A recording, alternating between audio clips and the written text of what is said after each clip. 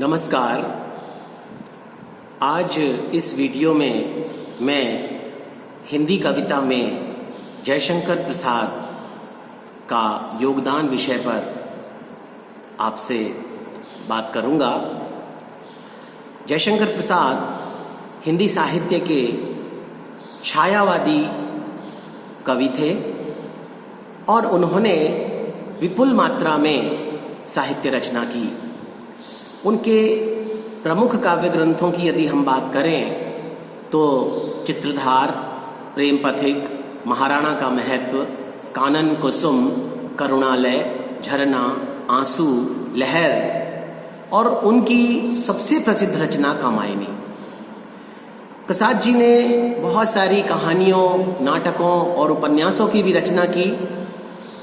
इसीलिए यदि हम यह कहें कि हिंदी साहित्य के इतिहास में जयशंकर प्रसाद का बहुत महत्वपूर्ण स्थान है, वे बहुमुखी प्रतिभा के धनी थे और उन्होंने हिंदी साहित्य को ऐसी अमर रचनाएं प्रदान की हैं जो कि युगों युगों तक प्रसाद जी को अमर रखेंगी, तो इसमें कहीं कोई अतिशयोक्ति वाली बात नहीं है। कामायनी ही विश्व साहित्य में एक अद्भुत रचना के रूप में हमारे सामने आती है।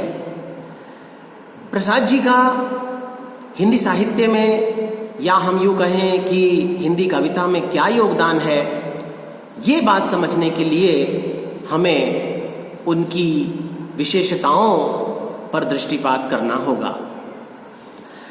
उनके काव्य के आधार पर उनकी कुछ विशेषताएं ऐसी हैं जो कि उन्हें दूसरे कवियों से अलग ठहराती हैं। राष्ट्रीय चेतना की अभिव्यक्ति के दृष्टि से यदि हम देखें तो प्रसाद का काव्य इस दृष्टि से बहुत सुंदर दिखाई पड़ता है। वे स्वतंत्रता के पक्षधर थे, इसीलिए उनके काव्य में राष्ट्रीय भावना का स्वर दिखाई पड़ता है। महाराणा का महत्व, शेर सिंह का शस्त्र समर्पण, पेशोला की प्रतिध्वनि और चंद्रगुप्त जैसी रचनाएं उनकी ऐसी अमर रचनाएं हैं जिनमें राष्ट्रीय चेतना को अभिव्यक्ति मिली है। उस समय की जो वातावरण की स्थितियां रहीं और अपनी अंतः प्रेरणा से प्रभावित होकर उन्होंने लिखा, हिमाद्री तुंग श्रृंग से प्रबुद्ध शुद्ध भारती, स्वयं प्रभा समुज्ज्वला स्वतंत्रता पुकारती, अमर्त्य वीर पुत्र हो दृढ़ प्रतिज्ञ सोच लो, प्रशस्त पुण्य पंथ है बढ़े चलो बढ़े चलो।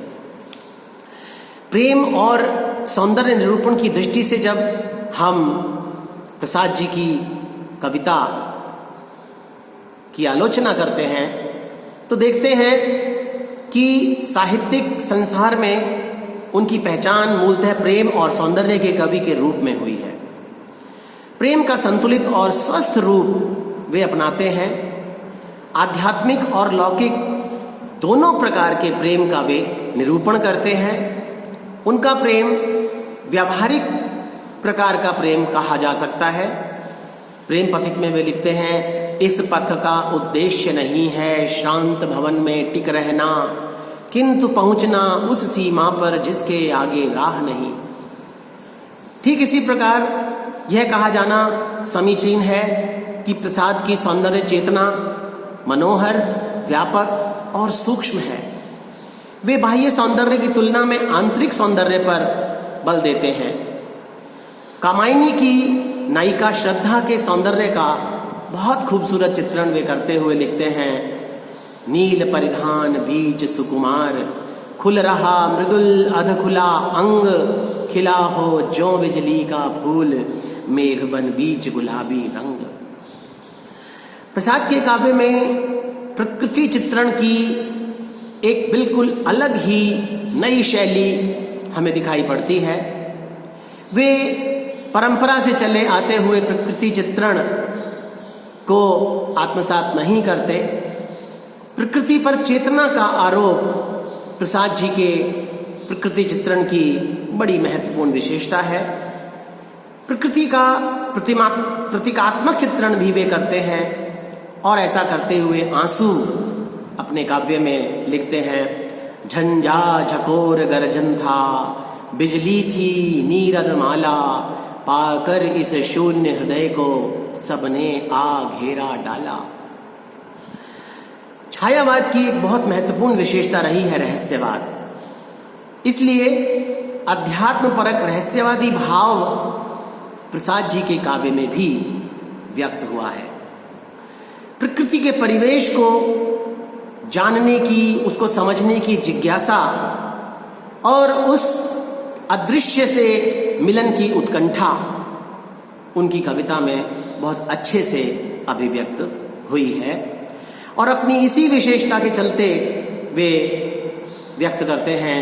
ले चल मुझे भुलावा देकर मेरे नाविक धीरे धीरे, उस निर्जन सागर में लहरी अंबर के कानों में गहरी, निश्चल मौन कथा कहती हो तज कोलाहल की अवनी रे, ले चल मुझे भुलावा देकर मेरे नाविक धीरे धीरे।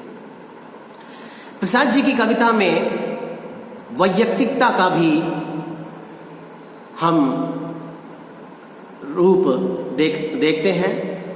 हालांकि उनकी कविता में महादेवी वर्मा की तरह और सूर्यकांत त्रिपाठी निराला की तरह तो मुखर और स्पष्ट वैयक्तिकता का चित्रण दिखाई नहीं पड़ता, लेकिन फिर भी थोड़े रूप में और परोक्ष रूप में वैयक्तिक भावनाएं उनके काव्य में अभिव्यक्त हुई हैं। जब आंसू काव्य उनका पढ़ा जाता है तो उसमें हम देखते हैं कि कवि ने अपनी वेदना को, अपनी पीड़ा को और अपनी निराशा को मूर्त रूप प्रदान करने की कोशिश की है। 100 बार मुक्ति को मैं ठुकरा दूं, मिल जाए जो एक बार बंधन, या फिर झंझा झकोर गर्जन था, बिजली थी नीरद माला, पाकर इस शून्य हृदय में सबने आ डेरा डाला। इन पंक्तियों में हम साफ रूप से देख सकते हैं कि उनकी वैयक्तिकता यहां स्पष्ट रूप से दिखाई पड़ रही है। वैयक्तिकता के साथ साथ निराशा और वेदना जो कि उनकी कविता में छायावादी कविता के अनुरूप ही दिखाई पड़ती है। जयशंकर प्रसाद जी ने काव्य की मूल चेतना आंसू कविता में व्यक्त की। निराशा और वेदना का एक बहुत खूबसूरत चित्रण उन्होंने अपने इस काव्य में किया। जो घनीभूत पीड़ा थी मस्तक में स्मृति सी छाई, दुर्दिन में आंसू बनकर वह आज बरसने आई। मानवतावादी भावना की यदि बात करें तो प्रसाद जी ने अपने काव्य में मानव जीवन के अंतस्थल में देखते हुए शाश्वत सत्य के उद्घाटन में सफलता प्राप्त की है। संसार के अनुरूप अनुभूतियों की, मनोवेगों की, भावनाओं की अभिव्यक्ति के कारण वे और उनका काव्य समस्त मानवता के पथ प्रदर्शन की क्षमता को समेटे हुए है। मानवतावादी भावना ही थी जिसके कारण प्रसाद ने समरसतावाद की बात की है और उसी को अखंड आनंद माना है। वे लिखते हैं, समरस थे जड़िया चेतन, आनंद अखंड घना था, सुंदरता एक बिलस्ती, आनंद अखंड घना था।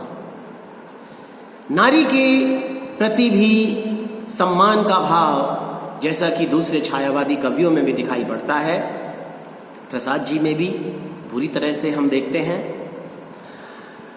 रीतिकालीन नारी से इतर सम्मान और श्रद्धा का भाव उनके यहां हमें दिखाई पड़ता है।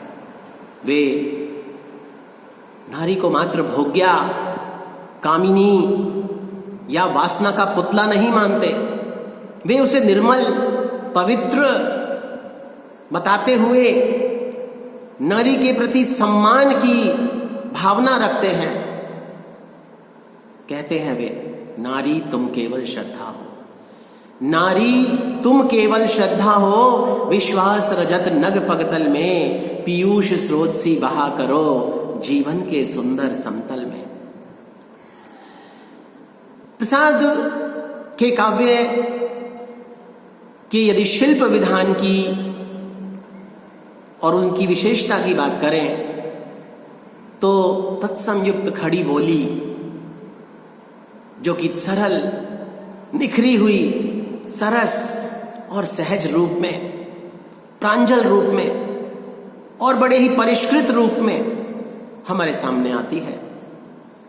भाषा शैली की विशेषताओं की बात करें तो लाक्षणिकता, चित्रात्मकता, ध्वन्यात्मकता और सुंदर सुंदर प्रतीकों से युक्त शैली उनके काव्य की विशेषताएं हैं। अलंकार उन्हें विशेष प्रिय हैं और इन सभी अलंकारों में से भी मानवीकरण और विशेषण विपर्यय, ये दो उनके प्रियतम अलंकार हैं। ठीक इसके साथ ही मार्मिकता से, भाव प्रवणता से, प्रतीकात्मकता से, सरसता से, लाक्षणिकता से और साथ ही साथ गेयता से उनका काव्य विशेष आकर्षण से युक्त बनकर पाठक के हृदय पर प्रभाव डालने वाला बन पड़ा है। इस प्रकार हम कह सकते हैं कि प्रसाद जी आनंदवादी, मानवतावादी और आदर्शों के उद्बोधक कवि हैं। नारी के प्रति सम्मान और पूज्य भाव कामायनी में उन्हें एक विशिष्ट स्थान दिलाने में सफल हुआ है। भारतीय संस्कृति के प्रति, भारतीय दर्शन के प्रति और भारतीय इतिहास के प्रति उनका लगाव देखते ही बनता है। उनकी कविता का महत्व किसी एक विशेषता से न होकर संपूर्ण काव्य की सभी विशेषताओं से है। कामायनी जब हम पढ़ते हैं तो उसमें समन्वयवादी और गांधीवादी आदर्श की भावना भी दिखाई पड़ती है, जो कि उनके काव्य की अनन्यतम विशेषता है। इस प्रकार प्रसाद जी के काव्य में रहस्यात्मकता, उपचार वक्रता, प्रणय साधना, प्राकृतिक सौंदर्य, भावों के अनुसार भाषा, मानवीय सौंदर्य, नई नई कल्पनाएं, भावाभिव्यक्ति और विषयों की मौलिकता आदि सभी महत्वपूर्ण छायावाद की विशेषताएं दिखाई पड़ती हैं। यदि हम यह कहें कि छायावादी काव्य की विशेषताओं से प्रसाद की कविता पूरी तरह से सराबोर है तो इसमें कोई अतिशयोक्ति नहीं होगी। अतः प्रसाद की कविता छायावाद का कविता के मील का पत्थर साबित होती है। धन्यवाद।